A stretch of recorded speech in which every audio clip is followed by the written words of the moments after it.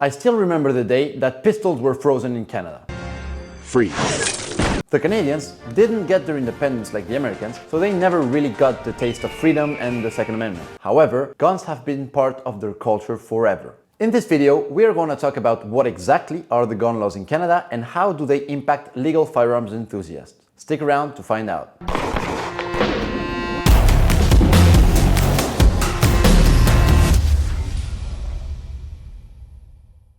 Hello everyone, welcome back to another episode of Tennis at the Range. If you follow me on Instagram at Tennis at the Range, you might have seen that I recently went shooting with some Canadian buddies on mine. Great success. I've lived in many places in Canada for many years, and I remember the days that handguns were frozen. However, since I really wasn't affected, I didn't look into it. I don't give a Now that I spent some time with Canadians, I decided to make this video. I'll be starting with a bit of history, then moving into licensing, classifications, how to acquire firearms, storage and transportation rule, who can't own guns, and wrapping up with the most recent changes as of late February 2026. Please note that I am not a lawyer or an expert on this subject matter, so I might be wrong in some instances, so take everything that I say with a grain of salt, and please let me know if I missed something down in the comments. For those who are new on the channel, I'm a French firearms enthusiast with a passion for practical shooting, so make sure to hit the subscribe and like button. And without further ado, let's get to the history of guns in Canada. Back in the 1800s, before 1892, you basically couldn't carry a handgun unless you had a good reason, like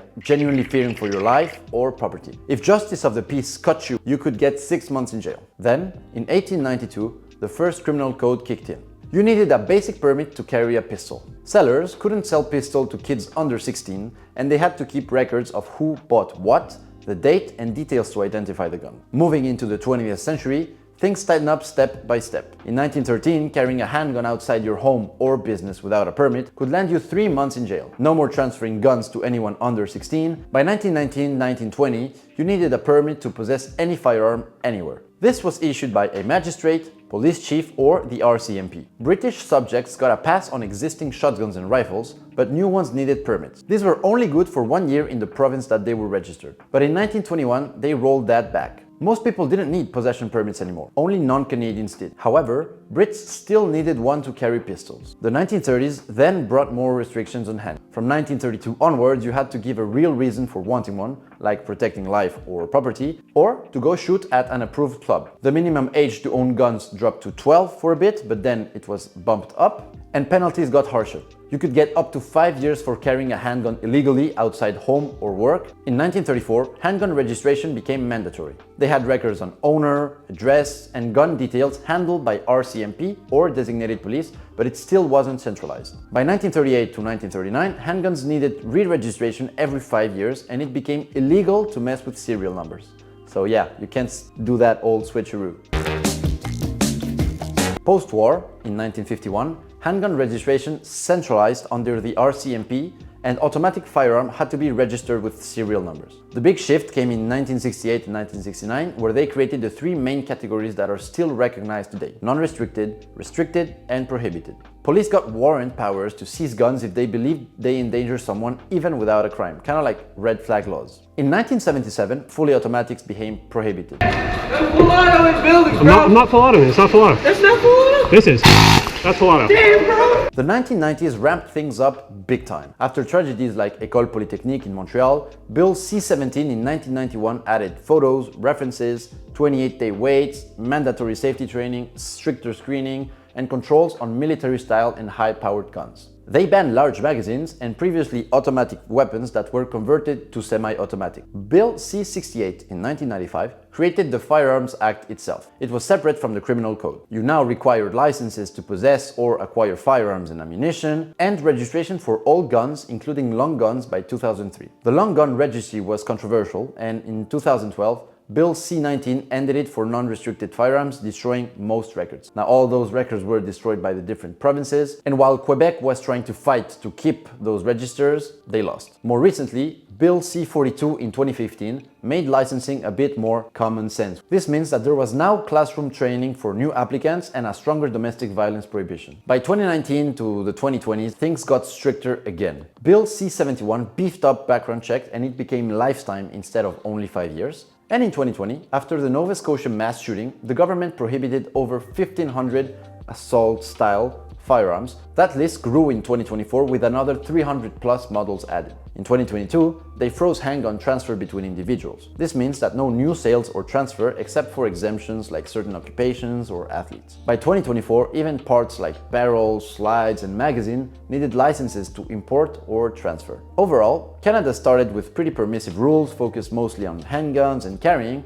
Especially after some retards committed atrocities, it shifted to much stricter licensing, screening, classification, registration, and outright bans on certain military-styled guns. Now that we've looked at the history of firearms in Canada, we need to see what Canadians define firearms as. Section 2 of the Criminal Code defines a firearm as a barreled weapon that discharges projectiles capable of causing bodily harm or death, or anything that can be adapted as a firearm. Now, on the other hand, what isn't a firearm? For the purposes of the Firearms Act and the Criminal Code, the following things are not generally considered firearms unless they're used in a criminal or negligent manner. Now let's look at classifications. As I mentioned before, this is where guns get sorted into 3 buckets: non-restricted, restricted, and prohibited. These are based on the Criminal Code. Starting with non-restricted. These are your everyday hunting and sporting guns. Think most rimfire rifles, whether it's manual or semi-auto, shotguns that are manual. Here we have a barrel length approximately of 18.5 inches or longer. That is kind of like the rule of thumb.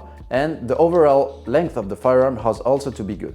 Short barrel shotguns are legal in Canada if they were manufactured that way. However, if you had a longer shotgun that you chop the barrel down, then that makes it illegal. Semi-autos were really hit with this ban, so they were quite restricted. They were moved to the restricted or the prohibited category. However, there are still some semi-automatic rifles that are legal. For example, the Benelli R1 or the Browning BAR. Then we have restricted. Restricted firearms require a special license that we're going to cover shortly, but this includes all handguns, guns that have barrel under 470mm or about 18 inches, which is what I was just saying before, most guns that can fire center fire semi-auto, firearms that can fold or telescope to under 660mm or 25 inches overall length, 18-inch long barrel with an overall length of 25 inches. These are a lot more regulated because they're seen as easier to conceal. So yeah, try to fit a 16-inch rifle into your backpack. That's not really gonna work, but whatever. That's the law. The permitted purposes for ownership of a restricted firearms are, for example, target practice or target shooting, but you have to provide proof that you actually practice and that you shoot at a club. You can also have restricted firearms to form part of a collection, but you need to prove that you're a real collector. For example, you need to explain in detail what you have, their story, their technical specificities. You also need to consent to occasional inspections of your collection, so the RCMP coming to your house and just checking that everything's in order. Lastly, we have prohibited.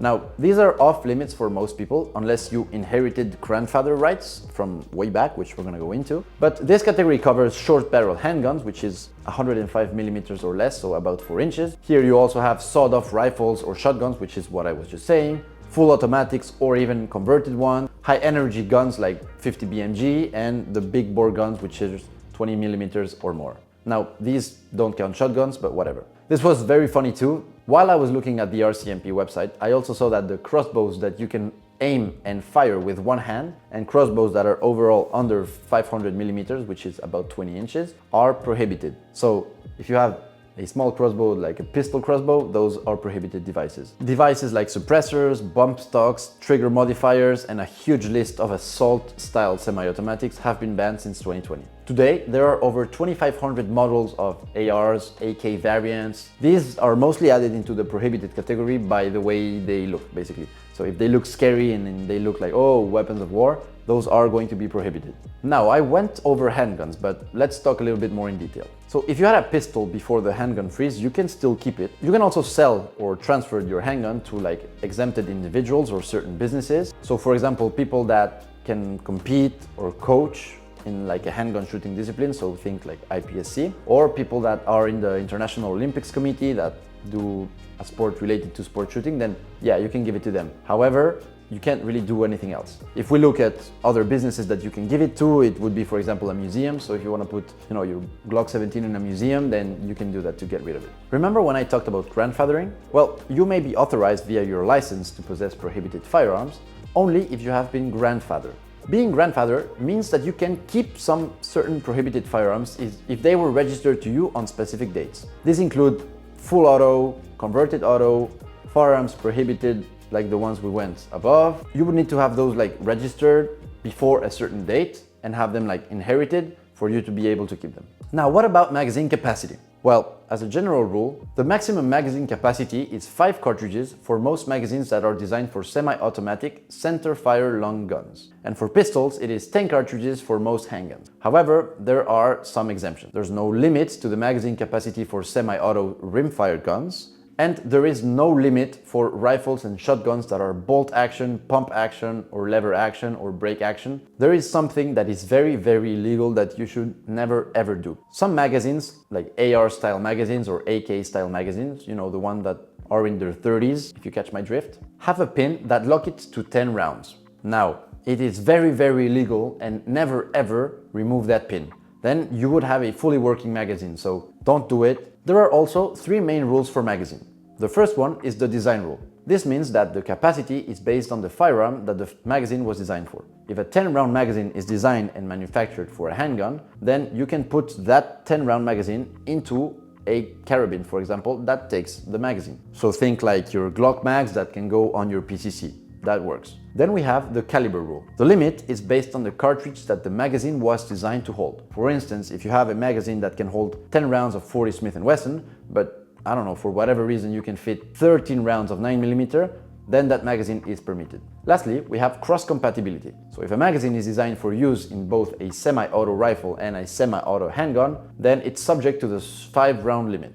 Now, I went over air guns previously, but let's go into detail. There are 4 main categories for air guns in Canada. The first one is air guns that are firearms on both the Firearms Act and the Criminal Code. So these are air guns with a high muzzle velocity, which is around 152 meters per second or 500 feet per second, that have a muzzle energy that's higher than 5.7 joules. To be considered firearms in Canada, they need to exceed the speed and muzzle energy. Then we have guns that meet the Criminal Code definition for a firearm, but are not firearms. Those are guns that have a maximum muzzle velocity of 152 meters per second or 500 feet per second, or a maximum muzzle energy of 5.7 joules. They have one or the other, and they're not considered firearms. If they have both, they are. Next in line, we have air guns that are replica firearms. So these are air guns that are not powerful enough to cause serious injury or death, but are designed to resemble a real firearm with near precision. Replica firearms, except for replicas of antique firearms, are classified as prohibited devices. What's super weird and funny to me is that some airsoft guns may fall into this category. So an airsoft gun that's firing a .20 grams 6mm plastic pellet that has a muzzle velocity below 116 meters per second, which is 366 feet per second, and it resembles with near precision an existing make and model of a firearm, which is not an antique firearm, so think like an M4 or an AK, is a replica firearm, so it is prohibited. And it's weird because if you have an airsoft gun that fires in between 366 feet per second and 500 feet per second, so at this speed it is considered powerful enough to cause like serious bodily injury, so it's legally classified as a firearm under the Criminal Code. However, because it is under 500 feet per second, it is exempt from the Firearms Act, so it's not. It's legal. That's kind of weird. Then we have air guns that aren't replicas or firearms. These tend to be air guns that aren't really powerful enough to be classified as firearms and don't even resemble a firearm closely. We went over antique firearms, but let's go over antique firearms now a little bit more in depth. So antique firearms are any type of firearm that was manufactured before 1898 that was not designed to shoot rimfire or centerfire ammunition. If you only own antique arms, you don't need to have a firearm license or even register any of them. There are no restrictions on selling, buying, or giving away antique firearms. Next, there are black powder firearms. Muzzleloaders made before 1988 are considered antique firearms, but muzzleloaders made after 1898, like matchlock, flintlock, and wheel long guns, are considered antique no matter when they were made. Now let's talk licensing. Everything is handled by the RCMP, which is the Royal Canadian Mounted Police. And they do that through the Canadian Firearms Program. So if you want to own or buy guns, you need a possession and acquisition license, or PAL. For basic stuff like hunting rifles, a standard PAL is enough. But if you're into handguns or certain semi-auto, you'll need an RPAL, which is Restricted Possession and Acquisition License, which builds on the PAL. To get one, you're looking at a process that's very thorough. So first, you have to pass the Canadian Firearm Safety course, which takes about a day or two where you're in a classroom and you're taught about safe handling, storage, and the different laws. To get your PAL, you need at least 80% on the test. For the RPAL, there's an extra restricted firearm safety course. And then you need to fill out a form and submit it with photos. Then you have to pay fees that are like $60 for a PAL and $80 for an RPAL. And you also need to upload references. Then you have the RCMP that's gonna do a very deep background check. They're gonna look at your criminal records, your mental health history. They can interview your spouse or your exes, which, yeah. Canada also has a 28-day waiting period, but it can take months to be approved. Once you have it, the license lasts 5 years and it needs renewing. And just to give you an order of magnitude, there are around 2 million Canadians today that have valid licenses, which is about 6% of the adult population. Let's talk self-defense and carrying a gun for protection.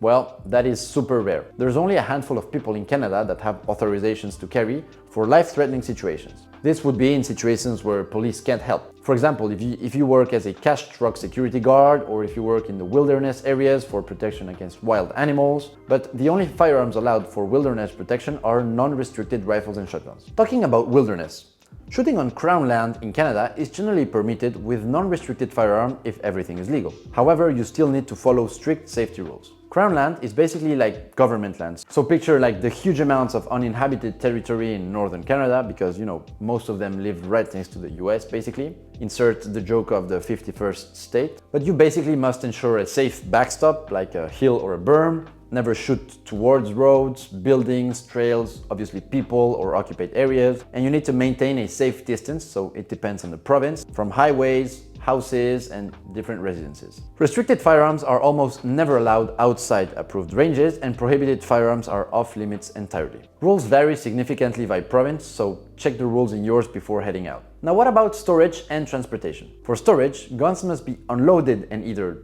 trigger locked or in a locked container or in a secure room, and ammo has to be separate unless both are locked up. You also need a license to buy ammunition. Non-restricted can be simpler. You can have your gun just unloaded and out of sight. In Canada, non-restricted firearms do not need to be locked during transport. They can be carried unloaded in your vehicle, out of sight, with no lock needed if you're supervising it. For non-restricted firearms, you also don't need an authorization to transport, which is an ATT. However, you do need those for restricted and prohibited firearms. As for transportations, these must be unloaded, trigger locked or in a locked case, and in the trunk out of reach. Now let's talk about who can and who cannot own guns in Canada. The laws prohibit possession if you're a risk. This includes anyone with a criminal record, including violence, drugs, firearms offenses, history of domestic violence, mental health issues. Background checks are lifetime now. Before it was only 5 years of your life, and now it's your whole entire life. You can also have your guns taken away from you if there's an EPO, which is an emergency prohibition order,